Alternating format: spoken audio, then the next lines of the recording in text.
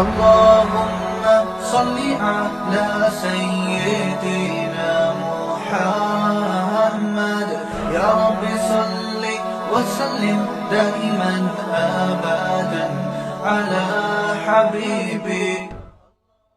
حضرت کیوں اپنے آپ کو اتنا مالدار سمجھتے تھے؟ کیوں سمجھتے تھے؟ اس لیے کہ حضرت فرماتے تھے جو بیسک بنیادی ضرورتیں اللہ نے پوری کر دیں، اور بہت سوں کے پاس تو یہ بھی نہیں ہے. گھر تو ہے نا سر چھپانے کو، چاہے کرائے پر ہو، ہے تو نا. بہت سے تو روڈ پہ سو رہے ہیں. کیا حالات ہیں لوگوں کے گھروں میں، جا کے دیکھو پتہ چلتا ہے کیسی خطرناک بیماریاں لگی ہوئی ہیں.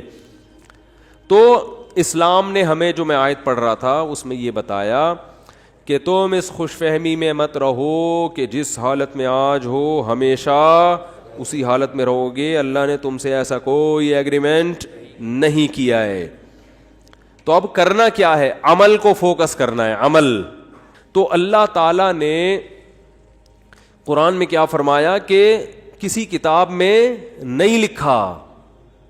ہاں تو اب مسئلہ یہ ہے کہ جس خوشی میں انسان ہوتا ہے اس میں اللہ کو بھول جاتا ہے وہ. تو اسی خوشی میں اللہ کو یاد رکھنا ہے. اس کا فائدہ یہ ہوگا کہ جب کوئی ٹینشن کا معاملہ آئے گا تو پھر اللہ آپ کو یاد رکھے گا. کیسے یاد رکھے گا؟ یا تو وہ ٹینشن دور کر دے گا، یا اس ٹینشن میں اللہ آپ کو صبر کی توفیق دے گا، حوصلہ دے دے گا. اللہ آپ کو خودکشی کے خیالات نہیں آئیں گے آپ کے دل میں. پیغمبروں کی سیرت اٹھا کے دیکھیں کیسے کیسے غموں میں زندگی گزری، مگر ان غموں میں بھی انہوں نے ڈپریشن کی گولیاں بولو نہیں کھائی ہیں. ہمیشہ ان کی زبان سے اچھے الفاظ نکل رہے ہیں.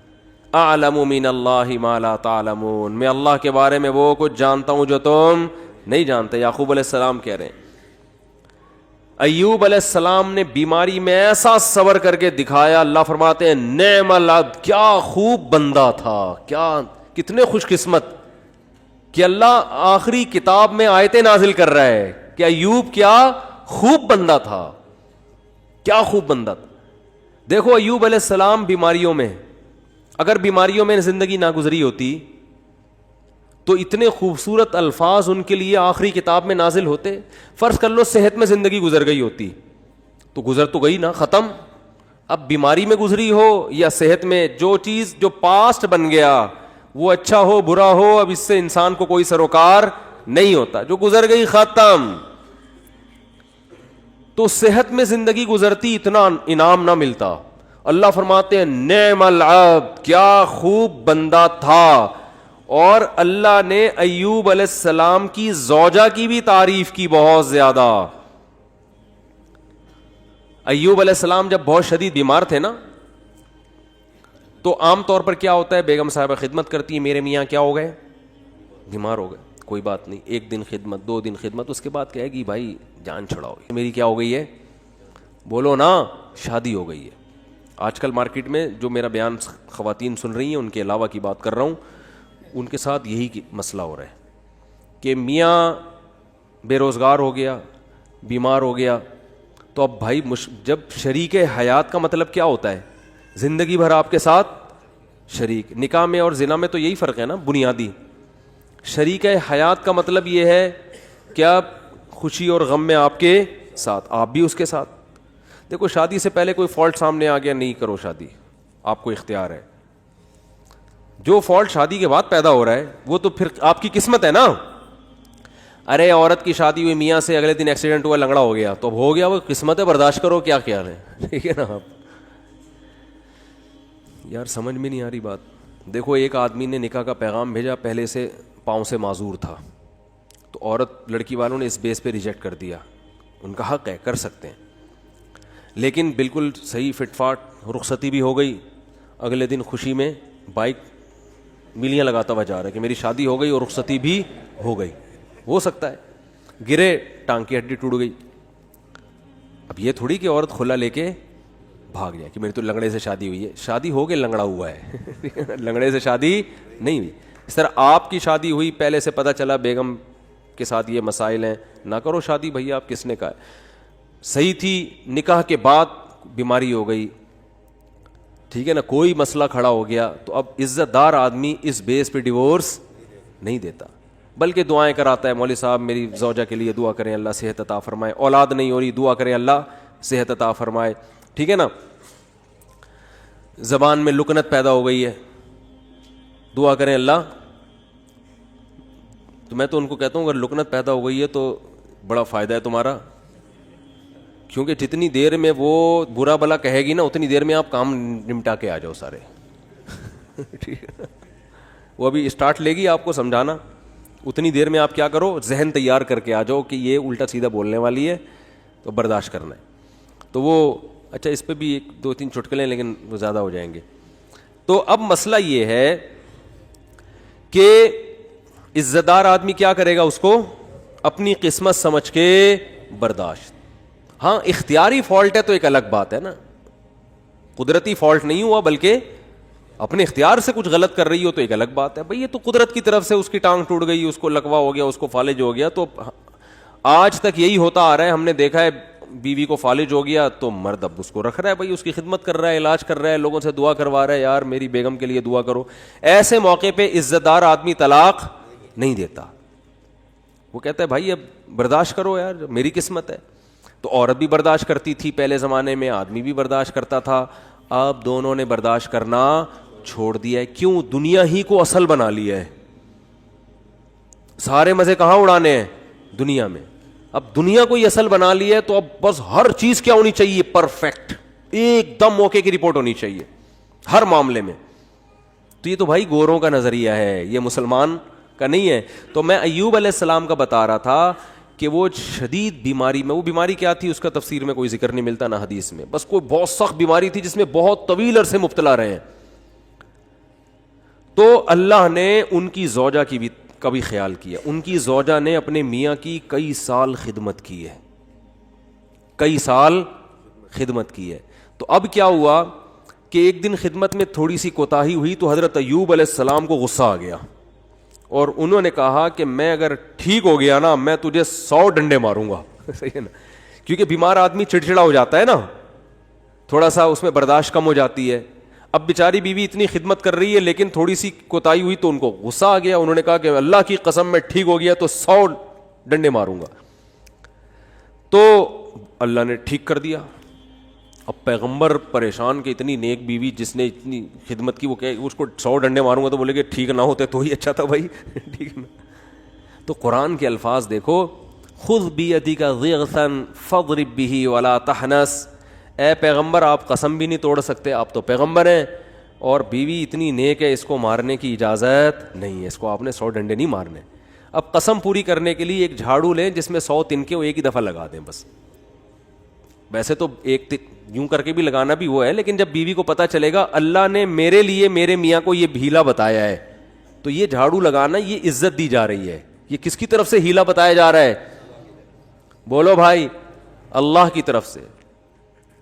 آج بہت سے لوگ کہتے ہیں قرآن و حدیث میں ہیلے بالکل بھی نہیں ہے, مولوی نے. بھائی ہیلوں کی بھی 2 قسمیں ہوتی ہیں, ایک جائز ہیلے اور ایک ناجائز ہیلے. ایک صاحب ٹی وی میں آ رہے تھے رمضان میں, وہ کہہ رہے تھے مولویوں نے ہیلے ویلے بہت نکالے ہوئے ہیں, ہر چیز کا ادھر سے ہیلا ادھر سے ہیلا, اور یہ سب بنی اسرائیل نے بھی ہیلے کر کے مچھلیاں پکڑی ہیں. تو میں نے کہا یار میں ان کے سامنے بیٹھا ہوتا تو میں کہتا آپ کو بنی اسرائیل کے ہیلے تو ذہن میں آ رہے ہیں جو اللہ نے خود ایوب علیہ السلام کو ہیلے بتائے. اس لیے دین فقہا سے سیکھو. یہ جو نئے نئے فنٹر بن رہے ہیں نا آج کل, ان سے دین نہ سیکھو. یہ ایک طرف کی دلیل جانتے ہیں, دوسرا ان کو پتہ ہی نہیں ہوتا. سود سے بچنے کے ہیلے نکالے ہوئے ہیں, تو سود سے بچنے کے ہیلے تو عین مطلوب ہیں. ایسا ہیلا جس سے سود سے بچ جاؤ, یہ تو شریعت چاہتی ہے. یہ وہ ہیلا تھوڑی ہے جو بنی اسرائیل نے کیا تھا مچھلیاں پکڑنے کے لیے. تو ہیلے دیر آر 2 types آف ہیلے. ایک ہیلا جو حرام سے بچاتا ہے, ایک ہیلا جو حرام میں ڈالتا ہے آپ کو. دونوں میں فرق ہے. سود سے بچنے کے لیے جو ہیلے کیے جاتے ہیں وہ سود سے بچنے کے لیے جاتے ہیں, چونکہ سود حرام ہے تو سود سے بچنے کے لیے کا مطلب حرام سے بچنے کے لیے. اور ایک ہیلا وہ ہوتا ہے جو حرام میں آپ کو مبتلا کر دیتا ہے. تو بیوی کو مارنا کوئی اچھا کام تو نہیں ہے نا اسلام میں. تو اللہ نے ایک نیک بیوی کو بچانے کے لیے ان کو ہیلا بتا دیا کہ بھئی ایک جھاڑو میں 100 تنکے لو, ایک ہی دفعہ میں لگا دو تو گویا 100 کوڑے لگ گئے. تو قسم بھی پوری ہو گئی, بیوی بچ گئی.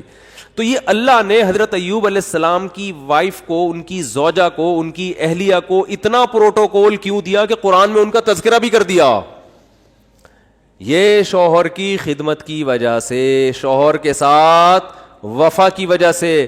یاد رکھو آج عورتیں اپنے شوہر کی طرف سے جن آزمائشوں میں ہیں, جو قدرتی آزمائشیں, جو قدرت کی طرف, بے روزگاری اللہ کی طرف سے ہو جاتی ہے نا بھائی. میاں کا روزگار چھوٹ گیا, اب یہ تو اللہ ہے جس کو چاہتا ہے رزق کشادہ دیتا ہے, جس کی چاہتا ہے روزی بند کر دیتا ہے. وہ بیچارہ اپنی طرف سے محنت کر رہا ہے لیکن بے روزگار ہو گیا, نئی کاروبار حرکت میں آ رہا, تو یہ اللہ کی طرف سے ہے. خود سے نالائق ہو تو ایک الگ بات ہے, اللہ کی طرف سے جو آزمائشیں میاں پہ آئیں تو عورت کو چاہیے ان آزمائشوں میں اس کا ساتھ دے, اسے ذہنی ٹارچر نہ کرے. کیونکہ بے روزگاری کی بیماری اتنی, بے روزگاری کا عیب اتنا بڑا نہیں ہے جتنا اس بیماری کا عیب ہے جس میں ایوب علیہ السلام مبتلا ہوئے تھے, کیونکہ اس میں تو کمانا ممکن ہی نہیں تھا اور اوپر سے خدمت بھی. سمجھا پا رہا ہوں اپنی بات کہ نہیں سمجھا پا رہا؟ اس میں خدمت بھی, تو وفا کرنی چاہیے, وفا. اور یہ جب تک آخرت سامنے نہیں ہوگی ان میں سے کوئی بھی کام نہیں ہو سکتا. ہمارے محلے میں ایک صاحب گزرے, ان کا انتقال ہو گیا, اللہ ان کی مغفرت فرمائے. ان کی زوجہ 15-20 سال بیمار رہی ہیں کسی سخت قسم کی نفسیاتی بیماری میں. اس بندے نے 15-20 سال اپنی زوجہ کی دن رات خدمت کی ہے. وہ بیوی نہ بیچاری کھانا پکانے کے قابل, نہ برتن دھونے کے قابل ایسی بیماری میں, تو یہی اس کے لیے کھانا بھی پکا رہا ہے. اتنے پیسے نہیں ہوں گے کہ ملازم رکھو, یہی اس کے لیے بولو ساری خدمتیں کر رہا ہے. تو میں نے کہا یار اس کی تو ویسے ہی بیچارے کی بخشش ہو جائے گی, اللہ کہے گا تو نے کسی کی بیٹی کو رکھا گھر میں اس حالت میں بھی, اب وہ نہیں پکا سکتی بیچاری, اور وہ نہ کپڑے دھو سکتی ہے, اور یہ اتنے پیسہ بھی نہیں ہے کہ, تو خود ہی کر رہا ہے سارے کام. تو یہ کوئی عیب کی بات بولو بھائی نہیں ہے. اپنی بیٹیوں کو سوچا کرو نا, آپ کی بیٹی کے مسائل ہو جائیں تو آپ چاہتے ہو یار سسرال والے برداشت کریں تو دوسروں کو بھی برداشت, ہاں جان بوجھ کر کوئی فالٹ ہے نا تو پھر میاں میں ہو تو ہم عورت کو مشورہ دیتے ہیں اس فالٹ کو صحیح کرو ورنہ پتلی گلی سے نکلو, ٹھیک ہے نا, کہ 10-20 سال اس فالٹ کو بہت خطرناک قسم کا اگر فالٹ ہے تو وہ ایک الگ بات ہے. تو اللہ تعالیٰ نے قرآن مجید میں, اچھا بھائی بیان کے دوران خواتین باتیں کر رہی ہوتی ہیں, بالکل بھی مناسب نہیں ہے, کئی دفعہ شکایتیں آئی ہیں, بیان سننا چاہیے شوق سے. 2 خاتون جو تھیں 20 سال قید ہوئی ان کو ایک ہی وارڈ میں, 20 سال تک وہ باتیں کرتی رہیں. جب نکلی ہیں نا, جس دن رہائی ہوئی تو کہیں بہن کچھ باتیں رہ گئی ہیں, انشاءاللہ اگلے ہفتے ہماری ملاقات ہوگی تو اس کو کمپلیٹ کریں. تو یہاں جو خواتین آتی ہیں بھائی بیان کو فوکس کریں نا, آپ کے فائدے کی باتیں ہو رہی ہیں تو آپ کے دل میں میاؤں کی محبت ڈالی جا رہی ہے ٹھیک ہے. تو اللہ نے کیا فرمایا کہ جس کنڈیشن میں آج ہو ضروری نہیں کہ کل بھی اسی کنڈیشن میں ہوگے, لہذا کیا کرنا ہے, اعمال کو فوکس کرنا ہے. اس عمل کا فائدہ کیا ہوگا کہ اللہ نہ کرے کل ٹینشن آئی بھی تو اس ٹینشن کو برداشت کرنا کیا ہو جائے گا, آسان. میں جمعے کی خطبے میں یہ حدیث اکثر پڑھتا ہوں. حضرت عبداللہ ابن عباس بالکل نو عمر تھے, آپ صلی اللہ علیہ وسلم کے ساتھ سواری میں پیچھے بیٹھے تو آپ صلی اللہ علیہ وسلم فرمائے, یا غلام, اے نوجوان, اے لڑکے, میں تجھے نصیحت کرتا ہوں, احفظ اللہ یحفظک, اللہ کے دین کی حفاظت کر, یعنی اللہ کے احکام کو پورا کر, اللہ تیری حفاظت کرے گا. احفظ اللہ یحفظک, احفظ اللہ تجدہ تجاہک. جب کوئی یعنی شریعت کا حکم آئے نا تو اس میں اللہ کے حکم کو مقدم کرو, تو جب کوئی مصیبت آئے گی تم اللہ کو اپنے سامنے پاؤ گے. اللہ یا تو وہ کام پورا کر دے گا یا اللہ آپ کو تسلی دے دے گا کہ بھائی میں ہوں تمہارے ساتھ, اس ٹینشن کو برداشت کرو, یہ ہمیشہ کے لیے نہیں ہے. اس پہ اللہ تمہیں بہت نوازے گا, تھپکی ملے گی, تسلیاں ملیں گی. اور پھر فرمایا کہ وَعْلَمْ أَنَّمَا أَصَابَكَ لَمْ يَكُنْ لِيُخْطِئَكَ. ٹینشن ختم کرنے کے 2 طریقے نبی نے بتا دیے یہاں پہ. ایک تو عمل صحیح کر لو تو ٹینشن میں اللہ آپ کے ساتھ ہوگا. دوسرا طریقہ تقدیر پر ایمان. فرمایا انما اصابک, جو مصیبت تمہیں پہنچی ہے, یعنی مطلب حدیث کا یہ کہ تمہاری حماقتوں سے نہیں. بھائی آپ صحیح سب کچھ صحیح کر رہے ہو تو پھر بھی اللہ کی طرف سے آزمائشیں آ جاتی ہیں.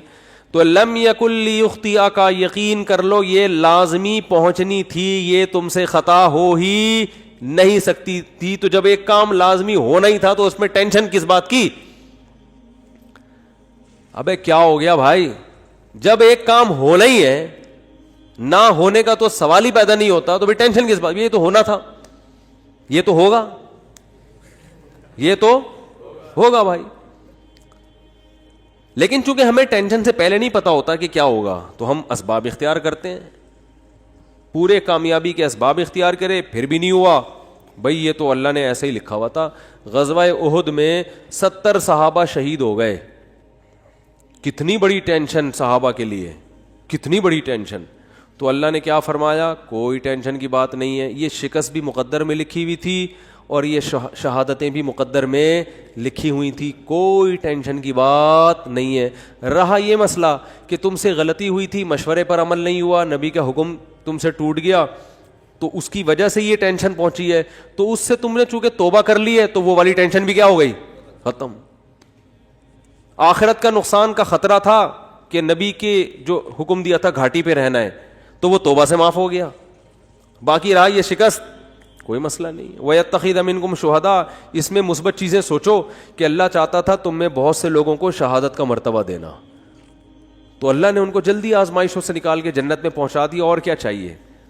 ایک انگریز نے اس آیت کے تحت لکھا ہے کہ محمد, وہ تو درود شریف نہیں لکھتے نا, اس نے تو محمد کا لفظ استعمال کیا, میں صلی اللہ علیہ وسلم, اس نے کہا محمد کے جو فرینڈ تھے نا, اس قسم کی چیزوں نے ان کو موٹیویٹ کیا تھا جس سے انہوں نے پوری دنیا پہ حکومت کی ہے, کہ شکست کھا کے بھی کیا کر رہے ہیں, کہہ رہے ہیں یہ تو ہونا ہی تھا, لہذا اس سے ٹینشن لینے کی بات نہیں ہے, اور یہ شہادتوں میں بھی خیر ہے تمہاری, آگے بڑھو, مایوسی ہے ہی نہیں.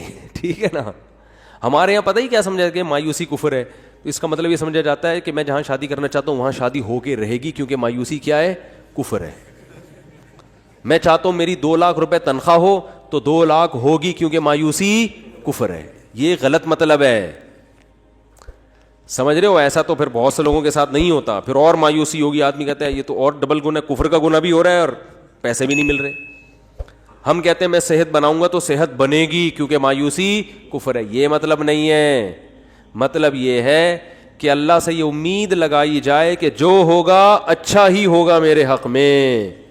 میں چاہتا ہوں میرا اچھا روزگار مل جائے, 2 لاکھ تنخواہ نہیں ہو رہی, 1 لاکھ ہے, اسی 1 میں اللہ کیا کرے گا, برکت دے گا.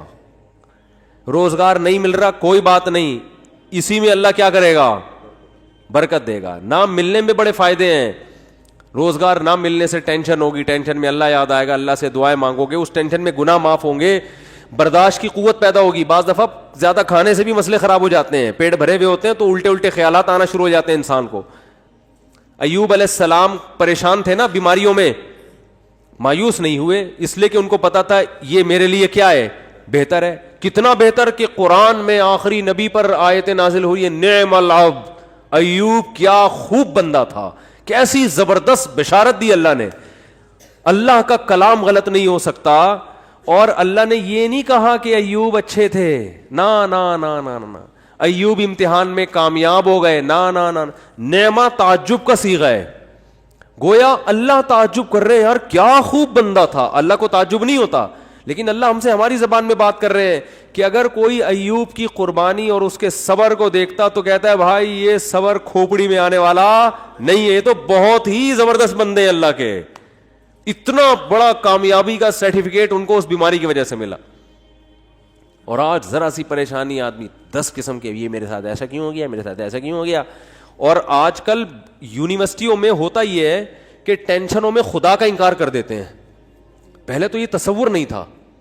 اب جو نئی نسل آ رہی ہے نا, فون کرتے ہیں مجھے, بتاتے ہیں میرے ساتھ یہ ہوا, میں تو اللہ کو مانتا ہی نہیں. میں کہتا ہوں یار یہ میرے سامنے اتنا جری ہے, عام حالات میں کیا کر رہا ہوگا. تو نہ مانو, اللہ کو آپ کے منوانے کی کوئی ضرورت نہیں ہے. وہ سمجھتے ہیں کہ مجھے ترس آئے گا, ہائے بیچارے کے ساتھ اتنا غلط ہو گیا کہ یہ تو اللہ کو ہی نہیں مان رہا, ہائے ہائے ہائے, یہ تو آ جاؤ میں تمہیں تسلیم. میں کہتا ہوں بھائی تو نہ مان, جس خدا نے تجھے پیدا کیا ہے کم بخت, تو اس کی نہیں مان رہا تو ہماری کیا مانے گا ہے. تو یہ جو ایتھیزم پھیل رہا ہے نا, اور میں نے آپ کو رپورٹ پیش کی تھی نا کہ ایتھیس میں خودکشی کا ریشو زیادہ ہے, کیونکہ ایتھیزم کی طرف جاتا انسان بہت مرتبہ, ہمیشہ نہیں, بہت مرتبہ عدم برداشت کی وجہ سے. تھوڑی سی پریشانی آئی, اللہ کہاں ہے, اللہ میرے مسئلے کیوں نہیں حل کر رہا, تو پھر وہ اللہ ہے. اللہ پر ایمان کا مطلب وہ اللہ ہے, اس کو اللہ مانا جائے, تو اللہ کا مطلب اختیارات اس کے پاس ہے, میرے پاس نہیں ہے, تو اپنے حساب سے آپ کو چلائے گا, وہ آپ کے حساب سے نہیں چلے گا. پھر یہ ایتھیسٹ کہتے ہیں دعائیں قبول نہیں ہوتی، دعائیں قبول نہیں ہوتی. آج کل یہ نوجوان لڑکوں کو بہت ہے، یار میں اتنے دنوں سے دعا مانگ رہا ہوں قبول ہو نہیں رہی. کوئی اللہ نہیں ہے، سب مولویوں نے لوگوں کو بیوقوف بنایا ہوا ہے. ابے جن مولویوں کے تم کہہ رہے ہو بیوقوف بنایا ہوا، وہ تم سے زیادہ دعائیں مانگ رہے ہوتے ہیں. اگر بیوقوف بنایا ہوا ہوتا وہ نہیں مانگتے، تمہیں کو لگایا ہوا ہوتا دعاؤں پہ انہوں نے. لیکن وہ جب دعا مانگتے ہیں ان کو قبولیت سے کوئی سروکار ہوتا ہی نہیں. ان کا مطلب ہوتا ہے اپنی فائل اللہ کی عدالت میں فائل کر دینا، اپنے ڈاکومنٹس اللہ کی عدالت میں جمع کرا دینا. یار تسلی اللہ کو بول دی ہے، اب جو ہوگا صحیح ہوگا. یہ تو اس لیے دعائیں مانگتے ہیں. یعقوب علیہ السلام ساری زندگی دعائیں مانگتے رہے، اللہ اولاد ملا دے، اولاد ملا دے، اولاد سے میری ملاقات کرا دے، میرے بچے کو محفوظ فرما لے، ہے نا. دعائیں مانگتے رہے، دعائیں مانگتے رہے. آنسر کیا آیا؟ دوسرا بچہ بھی گم گیا. یہی ہوا نا، بنیامین جو دوسرا بیٹا تھا وہ بھی بھائیوں نے یہ کہا کہ وہ بھی. تو اب کیا کہہ رہے ہیں؟ فصبر جمیل، صبر کروں گا اور صبر میں بھی جمال پیدا کروں گا. جمال کا مطلب خوبصورت صبر ہوگا. علماء کہتے ہیں صبر کی دیر آر 2 types آف صبر. ایک صبر یہ ہوتا ہے کہ آدمی واویلا تو نہیں کرے، نافرمانی تو نہیں کرے، لیکن ٹینشن سے منہ سے اور یوں ہی بنا رہے ہیں، کیا ہے نہیں ہو تو بس منہ سے نکل نہیں رہے الفاظ ہیں کہ ٹھیک ہے صبر کریں گے، کیا کریں، مقدر میں یہی لکھا ہوا تھا. ایسا ہوتا ہے نا. جیسے آپ بولیں کہ یار ماشاءاللہ آپ کیا گھر میں حالات کیسے؟ صحیح چل رہے ہیں، بس کیا کریں، دنیا مسافر خانہ ہے، مفتی صاحب سے بیان میں سنا تھا، بس کیا ہے، ٹھیک ہے اللہ ہے بھائی، ٹھیک ہے جب اس کا حکم ہوگا تو سن لے گا ہماری بھی دعا. اس کو کیا کہتے ہیں؟ اونلی صبر. اس کو کیا کہتے ہیں؟ اونلی صبر. چلو گناہ نہیں کر رہا کم بخت، اللہ کا انکار نہیں کر رہا، کوئی حرام کام نہیں کر رہا. اور ایک ہوتا ہے صبر جمیل، ایسا صبر کے ہٹو بچو ہو جائے جیسے ایوب علیہ السلام نے کیا. وہ صبر یہ ہوتا ہے کہ ذرہ برابر اپنے ایٹیٹیوڈ سے اور اپنی زبان سے شکایت نہ جھلک رہی ہو.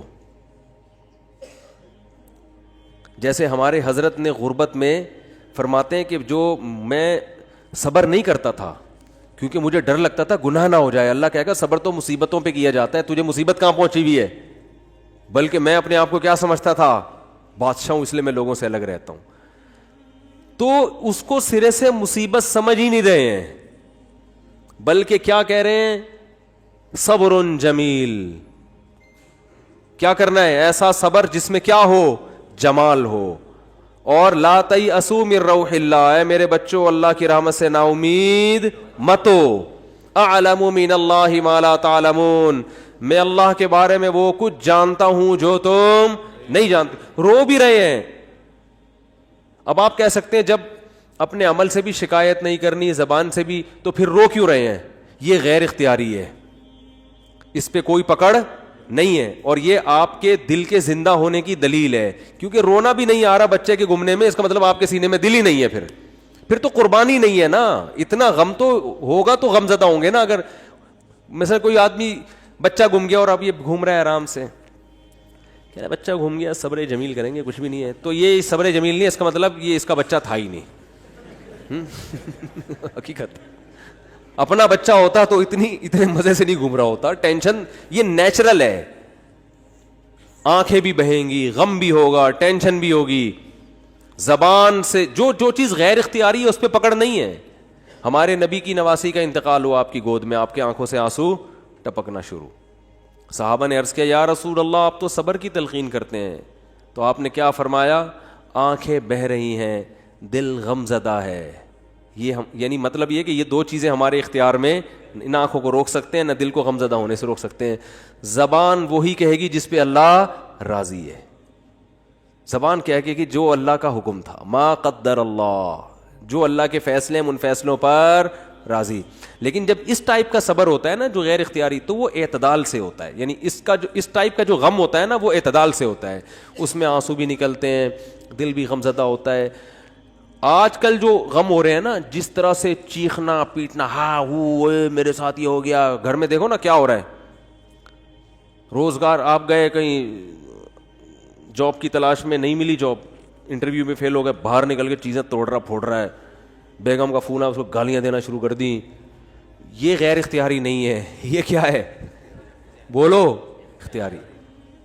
ہمارے جاننے والوں میں کسی کے بھائی کا انتقال ہو گیا, بھائی کو بھائی سے بڑی محبت تھی, جب دفنانے میں نا وہ کیا کر رہا ہے, اپنے بھائی سے بڑی محبت, حادثے میں انتقال ہو گیا, قبر کے پتھر سے سر اپنے پھوڑ رہا ہے. ہمارے امام صاحب نے اس کو پکڑا, بھائی تیرا سر پھٹ جائے گا, کیا رو رہا ہے, چیخ رہا ہے. قبرستان میں وہ جو سلیبیں ہوتی ہیں نا جو رکھی ہوئی, ان پہ سر مار رہا ہے اپنا جا کے. یہ لوگ تو کہیں گے ماشاءاللہ بڑی محبت ہے, لیکن یہ بے صبر ہونے کی دلیل ہے. رو بھائی, پابندی.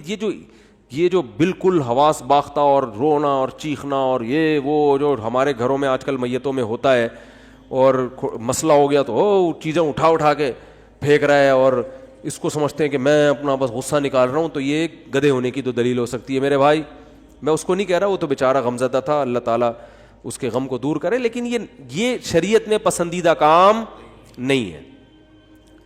میتوں پہ چیخنا, میتوں سے لپٹ کے پاگلوں کی طرح رونا, او بھائی بس رو آپ, جو اللہ نے آپ کو پرمیشن دی, اور یہ رونا اچھی علامت ہے کیونکہ یہ محبت کی دلیل ہے. اور آپ صلی اللہ علیہ وسلم نے ایسے موقع پہ یہ بھی فرمایا کہ یہ اللہ کی وہ رحمت ہے جو اللہ نے اپنے بندوں کے دلوں میں رکھ دی ہے. اسی محبت کی بیس پہ تو حقوق ادا ہوتے ہیں, اتنی بھی نہیں ہوگی تو پھر حقوق تھوڑی ادا ہوں گے. سمجھ میں نہیں آ رہی تو رہنے دو. اچھا آ رہی ہے الحمدللہ. مفتی طارق مسعود صاحب کے بیانات سننے کے لیے youtube.com/مفتی طارق مسعود کو سبسکرائب کریں, اور اگر آپ لائیو ویڈیو کو کبھی بھی مس نہیں کرنا چاہتے ہیں تو سبسکرائب کرنے کے بعد بیل آئیکن پہ کلک کرنا مت بھولیں. جزاک اللہ.